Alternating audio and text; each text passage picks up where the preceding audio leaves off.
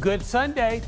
I'm WFMY News 2 meteorologist Ed Matthews. Thank you for joining us on WFMY Plus. Have the very latest weather information for you, and we see improvements. As a matter of fact, severe weather threat is going to be shifting on down into eastern North Carolina as we head through the afternoon. And we talked about earlier on the Good Morning Show, the time frame for the severe weather threat here locally would be 6 a.m. until noon. Then it's noon. We'll check radar for you in just a minute. We continue with the weather impact alert through the day because even though the severe weather threat is over with, we're going to have to deal with environmental winds. And when I say environmental winds, I'm talking about the winds over the larger geographical area. Really, the entire eastern part of the United States as a strong cold front moves through the area. Already, we have had wind gusts of 40 miles per hour, and we could see some more of those 40-mile-per-hour wind gusts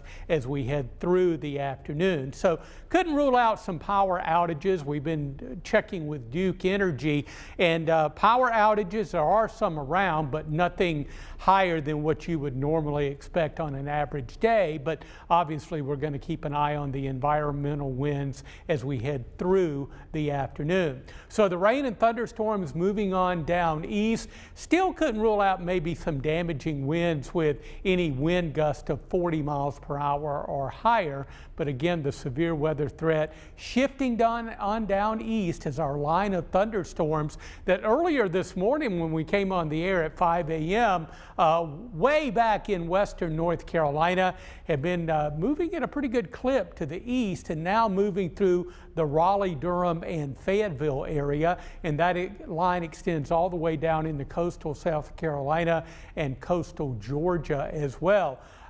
Severe thunderstorm warning for just south of Raleigh. That looks like to be in the area between Raleigh and Fayetteville, but there are no warnings or watches or anything like that in effect for our area. The heavy rain moves on down into eastern North Carolina. As we'll see on our forecast radar in just a minute, the front is still well to our west, so we could see kind of a bit of redevelopment as we go between about 4 p.m. and about 7 to 8 o'clock this evening. Maybe a line reforming somewhere in the immediate triad area. That's not a guarantee, but some of our models are suggesting that. And you can see again, for the most part, we're could even see a little sunshine as we head through the afternoon here in the Piedmont. Now the severe weather risk, we're still in the slight risk, but I wouldn't be surprised with the next update that the western edge of this will be trimmed off somewhat as the threat moves on down into eastern North Carolina, along with the tornado threat as well. Again, I think eastern North Carolina is going to be under the gun for the possibility of strong and severe storms and maybe even a few isolated tornadoes as well. And you can see the tornado watch, which earlier was extended all the way back westward to Forsyth County, has continued to be chipped away and now just covers an area from around Raleigh, Durham, and on down into eastern North Carolina towards Interstate 95. So we're in the clear and things are looking better and better here in the Piedmont. Although the severe weather threat is pretty much over with, we're still dealing with those environmental winds because there's a lot of wind energy associated with this system and its associated cold front moving through the East Coast. So we are under a wind advisory for a couple of more hours. We've already had wind gusts of 40 miles per hour in a few spots, and we could see a few more of those as we head through the afternoon. But mid to late afternoon and into the overnight period, the trend will be for the winds to kind of relax a little bit, but it's likely going to stay rather breezy overnight tonight and during the day tomorrow. These are the maximum wind gusts that we've had since midnight.